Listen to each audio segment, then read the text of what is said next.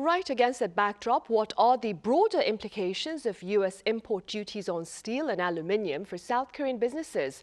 Our correspondent Moon Hye-ryeon takes a look. With the Trump administration's 25% tariffs on steel and aluminium imports kicking in starting Wednesday, South Korean firms are bracing for impact. Previously, exports were duty-free but capped at 2.63 million tons under a quota system. Now the quota is gone, but all shipments will face the tariffs, posing both risks and opportunities. As tariffs now apply to top exporters Canada, Mexico and Brazil, South Korea, the fourth largest supplier to the U.S., may find new openings in the U.S. market. Still, the risks are significant, with intense competition such as cheaper steel products from Southeast Asia, as well as the inclusion of steel and aluminium-derived products, such as bolts, nuts and springs, under the new tariff scheme.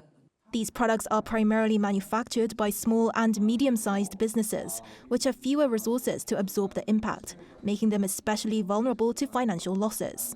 At a conference on Wednesday led by the Ministry of SMEs and Startups, industry insiders spoke up about their concerns. Shinjin Fasteners is one such company that produces nuts and bolts, with 35% of its sales dependent on exports to the US and Europe. Developing new products to stay competitive isn't easy, especially when it comes to sourcing materials. It's not like there's a set supply from the start. You have to create value and generate demand through product development. Another company, GJ Aluminium, discussed the challenges of diversifying its exports. We're trying to focus more on Europe and Southeast Asia, but the challenge is that our facilities have primarily been set up for the U.S. market, and each of these new regions has very different requirements and characteristics.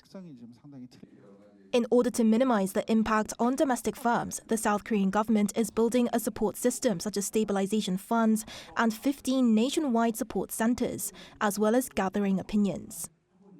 It looks to be around 1,800 domestic farms that are currently exporting to the U.S. We want to move quickly with a survey to get a clearer picture of the expected impact and what kind of targeted support these businesses will need. Following Industry Minister An Duk-geun's visit to Washington to establish a communication channel with the Trump administration regarding tariffs, the country's Minister for Trade is also due to visit the U.S. to continue talks. Moon Hye-ryeon, Arirang News.